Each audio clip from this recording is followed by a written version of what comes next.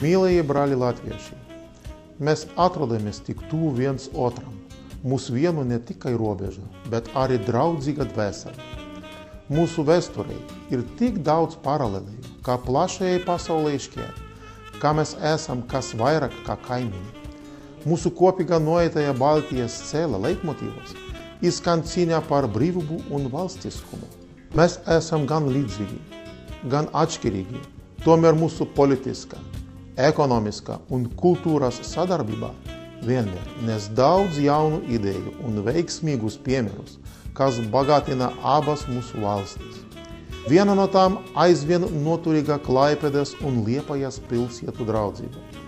Mūsu valstu draudzība liela dāvana, par kuru Liepājas kā Klaipēdas iedzīvotājs, pilsonis un politiķis. Sveicu jūs nozīmīgajā dienā Latvijas proklamēšanas svētkos. Nausidrs novēlo daudzpusīgu attīstību un vienotības izaicinājumu gaisotnē, negaistošu patriotismu, lai dzīvo brīvā un neatkarīga Latvija ar cienu un sirdsapziņas vēlējumiem.